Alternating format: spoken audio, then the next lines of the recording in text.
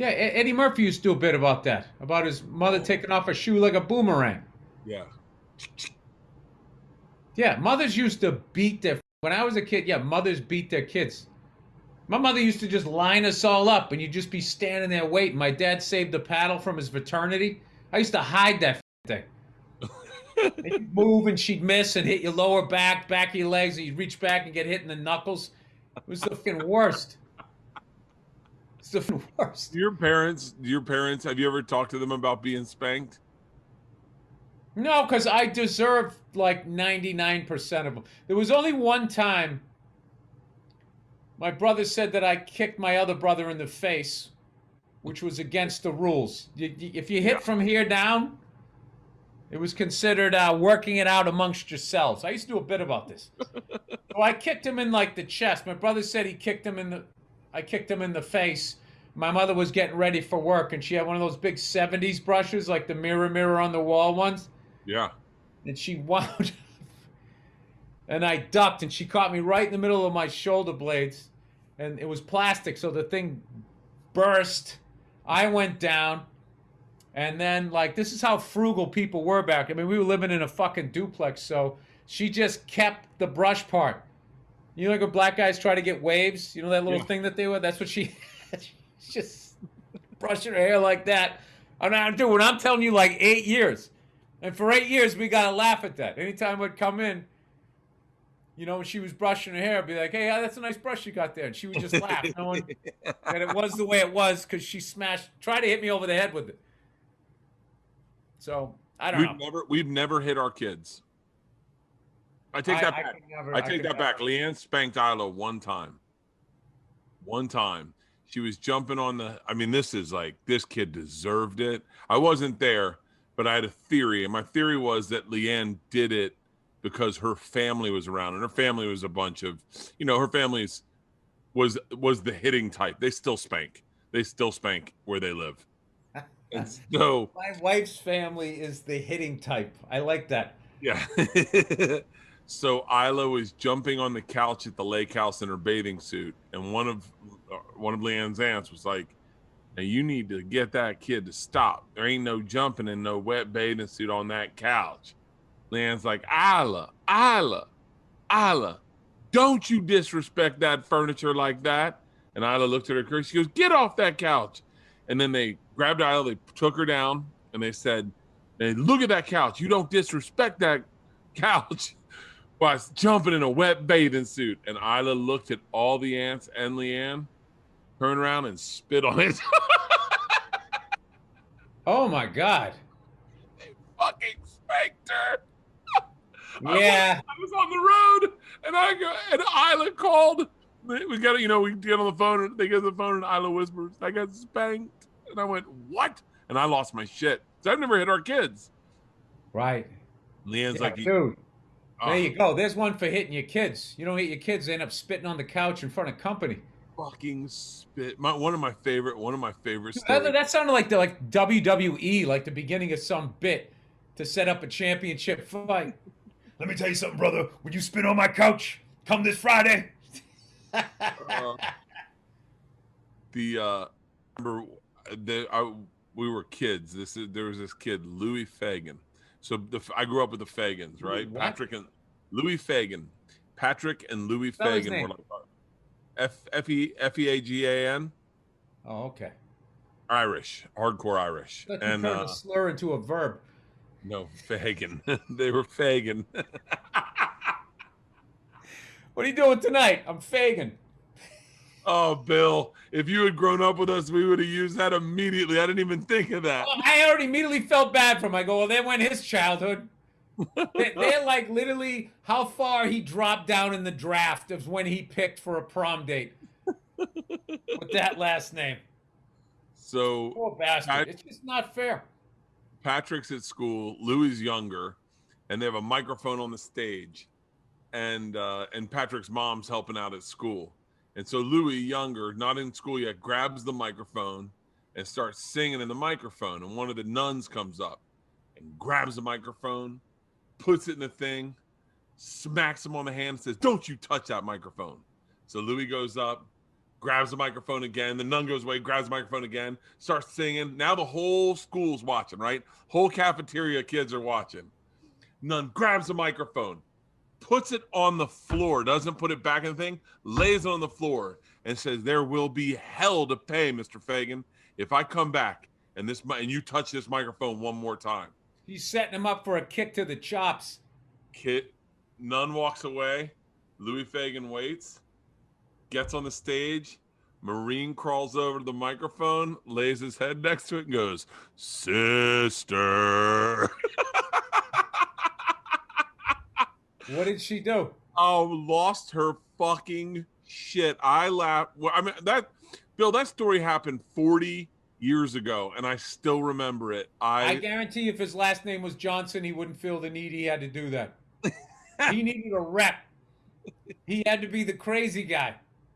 Oh, Marine crawls over to the kid was probably 6 years old, lays his head next to the microphone and goes, "Sister." He was only 6? He was fucking 6. Wow, that's like a genius comic mind to do, because then he was also like, well, I didn't touch it. He had an alibi, he had a loophole. A loophole, yeah. Dude, I remember one time, I'm not going to say the names, I'm not going to say what grade or what school, but this teacher asked me to go down the hall. She may or may not have had a drinking problem. She told me to go down the hall. She was never drunk at work, but she was definitely hungover now that I look back. She goes, you and you, go down the hall, right? So me and this other kid get up, and then one of my best friends goes, me too? And I was like, I don't know, come on with me. And she didn't say him.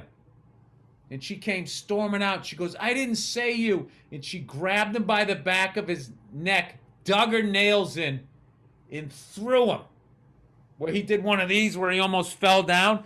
And then I was sitting next to him in class, and he had blood coming down his neck like they took the bolts out of Frankenstein.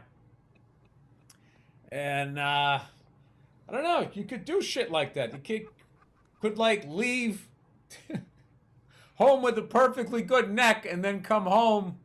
What happened to your neck? Oh, I thought the teacher said me. Turned out it wasn't me, so she grabbed me by my little neck and threw me down the hall.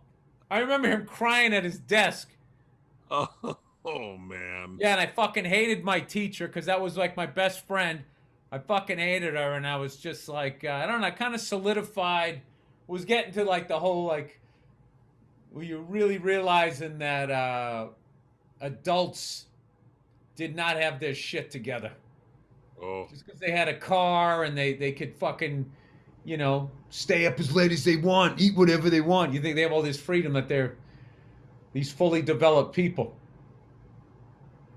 There's another part of that story that I told him I would never tell, so I can't. I remember the first time seeing that with a cop. The first time I saw that, I grew up thinking cops were always right. I was always wrong. And I never saw it filter. And then one time we got pulled over in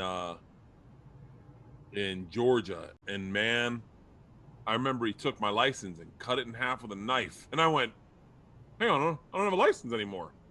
He was like, he literally was looking for me to start a fight so he could beat the fuck out of me. And what did you do? I was speeding. I was just speeding. We were making. Well, how fast? Maybe 50 and a 35, going over a bridge, and not really Small bad. Town? Small town. His town. Just Okay. You didn't say anything smart to him? No, not at all. I had long hair. I was listening to the Right two. Yep. In a Jetta with Grateful Dead stickers all over it. Hey, ring him up. I remember being lucky he didn't throw your neck crick. I remember being so confused. I was like, wait, what are you doing? Like, the fact that he wasn't following the law, it blew me away. I can't tell how many times I got pulled over when I was on the fucking road. I used to always do the same thing. I would immediately pull over, and I'd sit like this waiting for the guy. And then he would show up. I'd be like, how you doing? I go, it's okay, I get my license. I did all of that shit. Because I remember one time I got pulled over. I had some gig in Colorado. And I was driving like 90 miles an hour for like an hour in the wrong direction. before I realized it. Not 90, like 65, 70. And then I realized it's going to take me like an hour and a half just to get back to where I started. And I went from having enough time to go to Subway, check into the Motel 6, make a set list, to having to go straight from my car onto stage. So I'm driving like fucking 90 now. And I'm on some back roads in Colorado. And I swear to God, this guy in a Ford fucking Bronco that had like Radio Shack like cop lights on his dashboard was coming the other way, and he like swerved at me. And I was like, what the fuck? So I pull over, and he comes walking up, dude. All he had on was the cop shirt. He had like blue jeans with the. He was in the. He looked like a scoutmaster, like he was late to a Cub Scout meeting. He had the cop shirt tucked in to his pants. I'm like, what the fuck? And he comes up and he just fucking bam, slammed the window and goes, get it out. Talking about that, and he was a little fucking punk ass fucking kid. Little fucking. I still remember his fucking little face. I could have put him between my fingers and snapped him on my fucking neck. Little fucking douche in a big truck who got the cop shirt. And I want to be like, you know, hey buddy, when you get your first couple whiskers, do they give you the rest of the uniform? I mean, I had $1 million for this guy. And I can't say shit because I am so in the middle of nowhere. This guy could blow my fucking brains out. And he seems unstable enough. Like the level mad that he was. I was doing 90. Like the worst thing was going to happen. I was going to hit somebody's fucking cow. Yeah. He was in the middle of nowhere. He's acting like I was going through some fucking playground with kids running across the street. Oh, what a cunt. I can never tell that story without getting fucking pissed. Late 90s. I'll tell you the best part of that trip was I made the gig. And then this was 99. The Giants, the Jets were in town playing the Broncos at the old Horseshoe Mile High Stadium. Yeah. The Broncos had just gone back-to-back and had Terrell Davis. And everybody thought Elway was going to come back. He retired. Everybody thought the Jets with Bill Parcells and Keyshawn Johnson and Vinny Testaverde were going to go undefeated or whatever. Vinny blew out his Achilles in the first game. So they were both 0-4. And scalpers had a stack of tickets like this, giving them away. I paid face value. I probably could have got in for less, but whatever. So I fucking go in there, and Terrell Davis blew out his fucking ACL. I guess that isn't a good story. I was just psyched that I